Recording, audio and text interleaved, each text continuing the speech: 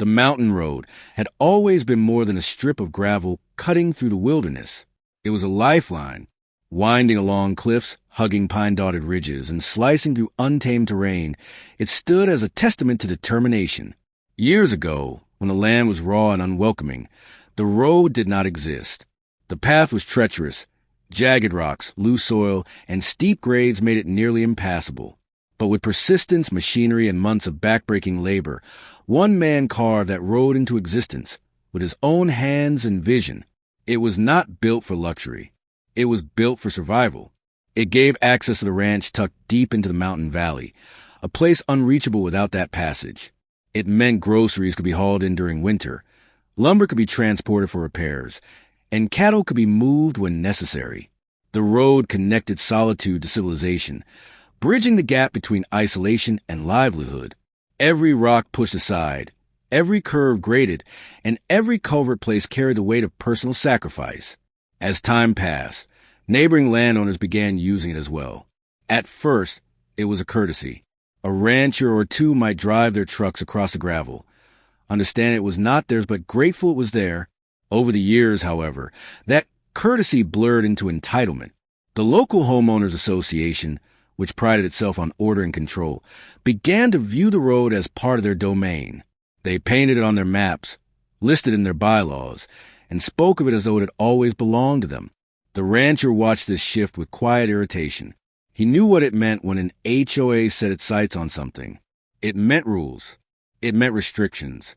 It meant that what was once personal and free would soon be bound by arbitrary regulations and controlled by people who never lifted a hand to create it. One early morning, the signs appeared. Literally, fresh posts with reflective lettering were planted on both ends of the road. They bore the HOA's insignia and words that burned like an insult. Private HOA access road. Entry restricted without permission. The rancher stared at them, stunned. His own road, the road he carved, had been claimed by people who had no connection to its creation. But it was not the signs that cut deepest. It was what came next. Armed guards. Uniformed men hired by the HOA now stood at the entry points, patrolling with radios and sidearms holstered at their waists. They waved through HOA members with friendly gestures. But when the rancher approached in his truck, the guards raised their hands, stopping him as though he were an intruder. The humiliation was sharp. To be told he could not use the road he built felt like a betrayal of everything he had invested in the land. His protest fell on deaf ears. The guards pointed to the signs, citing HOA authority as if it was law. They acted with the confidence of people who believed no one would challenge them. Neighbors whispered about it, some in support of the HOA's safety measures, others in disbelief that they could block the one person who had carved that passage in the first place. But no one spoke too loudly. The HOA had a grip on the community, and resistance often came with consequences, fines, legal threats, and public shaming. At sunset, the rancher stood at the edge of the barricade, his boots on gravel he had once laid with his own hands. He could see the guards silhouetted against the fading light, rifles slung across their shoulders, pacing back and forth. They believed they owned the road now. They believed they had power. But as the mountain wind howled through the pines, he knew something they didn't. The road was his creation. Every inch of it was born from his labor, his sweat, and his willpower. The HOA thought they could erase history with signs and guards, but they were wrong. They had no idea who they were dealing with. And as the sky darkened, he began to plan. The mountain mornings carried a cold bite, even in summer. Mist clung to the ridges, and the sound of gravel crunching beneath boots echoed strangely against the canyon walls. That was the sound the rancher woke to now. Not the sound of cattle stirring or the wind rattling pine branches, but the rhythmic patrol of armed men pacing across the road he built. The HOA had wasted no time expanding its claim. Beyond the warning signs and guards, they erected a small checkpoint station, a prefab metal shed, hastily delivered and planted near the entrance, served as their hub of control. Inside, radios crackled with chatter. Clipboards full of rules and enforcement protocols were stacked neatly on folding tables. They spoke of the road as though it were an airstrip or a government facility, not a passage born out of one man's sweat and machinery. The rancher drove to the checkpoint one morning, determined to confront them again. His truck rumbled along the gravel, tires kicking dust into the air. As he rolled up, the guard stepped forward with an arrogance that came not from authority, but from ignorance. They held their hands up as though they could decide who was allowed on his property. He argued, calm but firm, that the road was his, that it was built on his land, that no piece of paper could overwrite that fact. But the guards weren't interested in history. They had orders, and orders backed by HOA signatures and neighborhood backing seemed to them as strong as law. One even threatened fines and legal action should he trespass again. The rancher sat there behind the wheel, gripping the steering column so tightly his knuckles turned white. He realized then that he was not dealing with reason. He was dealing with power disguised as process.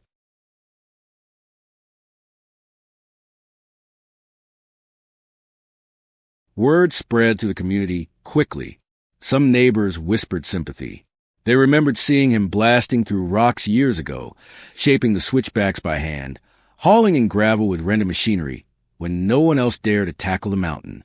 But others, those who craved order, those who liked the HOA's control, applauded the move. To them, the guards meant safety. The signs meant ownership. They spoke as if the HOA had done the impossible, forgetting entirely who had laid the first stone. The rancher remained silent outwardly, but inside, a storm brewed. He knew what the HOA did not. Every twist and curve of that road, every culvert, every drainage line, every reinforced patch of gravel, all came from him. Not the HOA, not the neighbors. Him. The HOA could block it, but they could never claim it in truth. He began walking the ridges at night, tracing alternate paths along the mountain, with a lantern in hand. He studied the terrain as he had years ago, when the first thought of carving a road took root. He remembered where the earth was soft, where the rock gave way, where a second path could be forged if necessary. Because if they wanted to play games of power, he could play a game of patience. Meanwhile, the HOA escalated. They issued road use permits, available only to members who paid their fees. They stationed additional guards during weekends when traffic increased. They even mailed letters to the rancher, claiming that his continued presence on their road would be considered a violation of community standards. Each envelope arrived with the weight of arrogance, filled with empty threats. Still, he did not react publicly. To fight them head-on, with yelling or confrontation, would be to fight on their terms. They thrived on rules, on signatures, on appearances of order. But the rancher knew something deeper, the truth of creation. He had built the road once, and if it came to it, he could build another, but before that, he decided to test their strength. One evening, long after the guards had grown complacent, he parked his truck on the far side of the valley. From there, he hiked through the forest, climbing steep ridges until he could look down on the road itself. From that vantage point, he saw the truth. The guards were not soldiers. They were men playing at authority, passing time with idle chatter, leaning on their rifles like props. Their loyalty was to a paycheck, not the HOA, and that meant their control was fragile. The rancher took note of every weakness, the blind spots, the lazy rotations, the stretches of road unguarded at night. The HOA believed they had sealed him out, but they had only locked the front door, forgetting that the mountain had many back doors. By the end of the week, he had a plan, not one of open war, not yet, but one of patience, observation, and quiet resistance. The HOA thought they had power. They thought they owned the road, but they had no idea who they were up against, or the lengths a man would go to reclaim what was his. And as he walked back into the pale moonlight, boots crunching on pine needles, one thought echoed in his mind. The HOA had started a battle they could never win. The end. The HOA's illusion of power collapsed under the weight of truth. The rancher gathered documents proving the road was carved on his private land, funded and built solely by his labor years before the HOA even existed. When the matter reached court, the judge dismantled the HOA's claims piece by piece, exposing their arrogance and overreach. The armed guards vanished overnight, their post abandoned like a failed outpost. The signs were torn down, leaving only splintered posts as reminders of the HOA's audacity. The rancher drove freely once more, tires crunching against the gravel he had laid with his own hands. The neighbors who once stayed silent now nodded in quiet respect, realizing the road was never theirs to claim. The mountains, scarred by conflict but still standing proud, seemed to echo a timeless truth. What man built with sweat and resolve cannot be stolen by signatures, bylaws, or guards. It remains his, always,